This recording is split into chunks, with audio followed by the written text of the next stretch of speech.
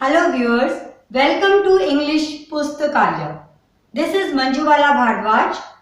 Today we are going to do a very beautiful poem from class 11, that is The Voice of the Rain, written by Walt Whitman. The Voice of the Rain by Walt Whitman. Rain नाम सुनते ही एकदम से बहुत खुशी सी महसूस होती है, क्योंकि स्पेशली इन समर्स तो हम बहुत ईगरली वेट करते हैं रेन का। ये जो पोएम है, it's a conversational poem, a conversation between poet and rain. Conversation mean बातचीत। The title the voice of rain clearly shows the poet has prominently used personification. Why? क्योंकि रेन का तो साउंड होता है, जब भी बारिश आती है तो हम फील करते हैं, रेन की आवाज आती है, साउंड आती है। वॉइस तो ह्यूमन बींग्स की होती है। And when you attribute certain qualities of human beings to non living things, it is called personification. अब हम थोड़ा वॉल्ट व्हिटमैन के बारे में जान लेते हैं। The poet Walt Whitman was one of the early American poets who wrote in a style that can be considered as American. Walt Whitman American style में लिखते थे। His well-known poem collection Leaves of Grass was constantly expanded by him till his death. उनकी poem की collection Leaves of Grass was constantly expanded, लगातार उनके द्वारा expand की गई जब तक कि उनकी डेथ नहीं हो गई। He was an influence to generation of American poets and was considered by Ezra Pound as a poet that best represented America. America के बेस्ट पोएट थे according to Ezra Pound. He was also considered as father of free verse. Free verse means जिसकी कोई rhyme scheme नहीं होती। अपनी poem शुरू करते हैं। स्टेंजा 1। सॉफ्ट फॉलिंग शावर्स को देखकर पोएट बहुत ही खुश हो जाते हैं और अपनी पोएम एक क्वेश्चन के साथ स्टार्ट करते हैं। क्या कहते हैं वो सॉफ्ट फॉलिंग शावर को? And who art thou, said I to the soft falling shower, which strange to tell gave me an answer as here translated. And who art thou means who are you. Art and thou are के एक words हैं जिनका meaning है are and you. Which strange to tell, और बहुत ही अजीब बात है, बहुत ही सरप्राइज्ड हो जाते हैं पोएट कि उन्हें आंसर भी मिल जाता है जो वो यहाँ ट्रांसलेट करके आपको बता रहे हैं। I am the poem of earth, said the voice of the rain. Voice of rain क्या आंसर करती है कि मैं अर्थ की पोयम हूं। Eternal I rise impalpable out of the land and the bottomless sea. Eternal, eternal क्या होता है? नेवर एंडिंग, कभी ना खत्म होने वाला प्रोसेस है रेन का। जब हम नहीं थे तब भी रेन का प्रोसेस होता था, जब हम नहीं होंगे तब भी ये रहेगा, इसीलिए इसे एटर्नल कहा गया है। वो कहती है कि मैं एटर्नली हमेशा राइज करती रहती हूँ। Impalpable means which cannot be felt और टच्ड। यहाँ पर इवेपोरेशन का प्रोसेस बताया गया है। जब वाटर वेपर की फॉर्म में होता है तो हम उसे टच भी नहीं कर सकते और फील भी नहीं कर सकते। तो सी से और लैंड से राइज करती है in the form of vapours. Upward to heaven, whence vaguely formed, altogether changed and yet the same. I descend to lay the draughts at me's dust layers of the globe, and all that in them without me were seeds only, latent and unborn. Upward to heaven, ऊपर की तरफ, heaven means sky, आकाश की तरफ, whence from where, vaguely formed, vaguely means not clear, मेरी जो form है वो unclear होती है, सर्टेन भी नहीं होती। कैसे? पहले वेपर फॉर्म थी, अब किस फॉर्म में आ गई है? क्लाउड फॉर्म में। ऑल टुगेदर चेंज्ड, मेरी फॉर्म जो है वो कंप्लीटली चेंज हो गई है। एंड येट द सेम, लेकिन फिर भी सेम है। कैसे है? तो वाटर ही।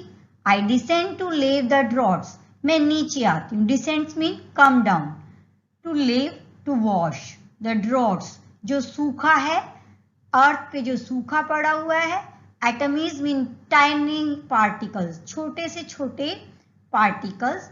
डस्ट लेयर्स, जो मेरे ना आने से सब जगह डस्ट जमा हो गई थी पूरे ग्लोब पर, उसको वॉश करने के लिए मैं नीचे आती हूँ। And all that in them without me were seeds, और अर्थ के अंदर जितने भी थे वो मेरे बिना सीड्स ही रह गए। जो सीड्स हैं वो लेटेंट मीन्स हिडन, अर्थ में छुपे हुए रह गए। अनबोर्न मीन्स वो ग्रो नहीं कर पाए। जब तक मैं नीचे नहीं आती हूँ, क्या कह रही है वॉइस ऑफ रेन, कि जब तक मैं नीचे नहीं आती हूँ तो जो सीड्स हैं वो सीड्स ही रह जाते हैं, वो ग्रो नहीं करते बिना मेरे। And for ever by day and night I give back life to my own origin and make pure and beautify it. Voice of Rain says, and forever, हमेशा के लिए, by day and night, दिन रात, I give back life, मैं वापस life देती हूँ, to my own origin, मेरे खुद के ओरिजिन को। खुद का ओरिजिन क्या है? अर्थ। and make pure, और उसे प्योर बनाती हूँ, शुद्ध करती हूँ। and beautify it, और सुंदर बनाती रहती हूँ। Last two line, look at the last two line. These two lines are in bracket. Why these are in bracket? क्योंकि ये कन्वर्सेशन का हिस्सा नहीं है। जो रेन और पोएट के बीच में कन्वर्सेशन है उसका पार्ट नहीं है, इसलिए इनको ब्रैकेट में रखा गया है। और यहाँ पर पोएट कंपेयर कर रहे हैं रेन को सॉन्ग के साथ। For song issuing from its birth place after fulfilment wandering wrecked or unwrecked, duly with love returns. Song जो है issuing from its birth place, अपने birth place से निकलने के बाद, birth place क्या है? पोएट का हार्ट। वहां से निकलने के बाद आफ्टर फुलफिलमेंट, अपने लक्ष्य को फुलफिल करते हुए, सबको एंजॉयमेंट देते हुए, वॉन्डरिंग, घूमते हुए, रेक्ड और अनरेक्ड का मतलब है हर्ड और अनहर्ड, कोई उसे सुने या ना सुने, फेल्ट और अनफेल्ट, कोई उसे महसूस करे या ना करे, वो सबको एंजॉयमेंट देता है। ड्यूली विद लव रिटर्न्स, और ऐसा करते हुए वो वापस अपने ओरिजिन प्लेस पे आ जाता है, मीन्स पोएट के पास वापस आ जाता है। सिमिलरली रेन जो है पहले सी एंड अर्थ से निकलती है वेपर फॉर्म में, फिर ऊपर जाती है, ऊपर जाकर क्लाउड फॉर्म ले लेती है, क्लाउड फॉर्म में वापस वो रेन के रूप में धरती पर वापस आ जाती है, और इस तरह से ये साइक्लिक मूवमेंट चलती रहती है। अब हम इस पोएम का थीम देख लेते हैं। The major theme of the poem draws similarity between the rain and the poem. Main theme जो पोएम का है वो सिमिलैरिटी दिखाता है रेन के बीच में और पोएम के बीच में। The cycle of creation is revealed through the cycle of water which brings life to the earth in its many forms. और साइकिल ऑफ क्रिएशन जो है वाटर साइकिल के थ्रू दिखाई गई है, जो कि अर्थ को अपनी कई फॉर्म्स में न्यू लाइफ देती है। And the poem brings life to the soul of its reader, और जो पोएम है वो पढ़ने वाले में जीवन का संचार कर देती है। Look at poetic devices used in poem now. First device जो है वो है personification. The poet used a non-living thing as a living thing in the poem. सबसे पहले तो title the voices of the rain, उसमें ही personification यूज किया गया है। दूसरा जो एग्जाम्पल है आई am the pome of earth said the voice of the rain, इसमें भी क्या किया गया है? पर्सोनिफाई किया गया है इसे, तो इसीलिए पर्सोनिफिकेशन।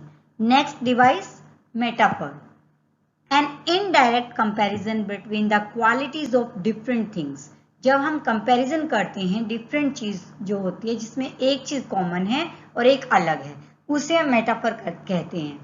और इसमें कंपैरिजन जो है वो हम लाइक, एज और सो इन वर्ड्स के बिना करते हैं, तो जो डिवाइस होता है उसे मेटाफर कहते हैं। For example, I am the poem of earth, rain is being compared to a poem. Next device, hyperbole. Exaggerated statement जब हम यूज करते हैं तो उस डिवाइस को हाइपरबोले कहते हैं। Example, bottomless sea. Next is imagery, visual description of something. जब किसी का विजुअल डिस्क्रिप्शन दिया जाए तो इमेजरी कहते हैं। किसी डिस्क्रिप्शन से हम इमेजिन कर पाते हैं, हमारे माइंड में एक इमेज आ जाती है और उस डिवाइस को हम इमेजरी बोलते हैं। Example, soft falling shower. जब ये वर्ड यूज किए तो हमारे माइंड में इमेज बन गई कि किस तरह से रेन आ रही है, बहुत ही softly, gently. Let's check out some important points of the poem now. इनको यूज करके आप अपने आंसर्स इजीली लिख सकते हैं। First point is, there are two voices in the poem, the poets and the rains. It is indicated by the conversational tone of the poem. दो voices है poem में, एक तो पोएट की और दूसरी रेन की। Next, it is surprising for the poet to receive a reply from the rain. It is a symbol of personification.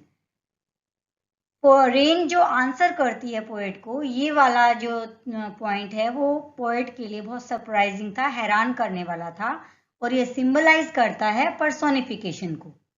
Next point is, there is a parallelism in the rain and music due to their cyclic nature. Parallelism show किया गया है rain का और music का, क्योंकि दोनों ही cyclic nature के हैं। Last point is, the last two lines are not a part of the conversation between the poet and the rain. Last की जो दो लाइंस हैं वो कन्वर्सेशन का पार्ट नहीं है, पोएट और रेन की जो कन्वर्सेशन है उसका पार्ट नहीं है, इसीलिए उन्हें ब्रैकेट में रखा गया है, but rather are philosophical statements of the poet. ये जो है दोनों लाइन, ये फिलोसफिकल स्टेटमेंट है पोएट की। Now we have done important points, new words and full explanation of the poem. I hope you have understood. Let's do some important questions of the poem. How is the cyclic movement of rain brought out in the poem? Poem में cyclic movement of rain को किस तरह से लाया गया है? Next question. Behind the apparent simplicity, the poem hides a deep meaning. What exactly does the poem convey to the reader? Simplicity के पीछे एक deep meaning भी है poem में, और वो जो deep meaning है वो क्या है? You have to answer this question in the comment section on the basis of your understanding. That's all about the poem. I hope you enjoyed the video. Thanks for watching. Like, share and subscribe for more videos. See you again in the next video. Till then, keep watching, keep learning.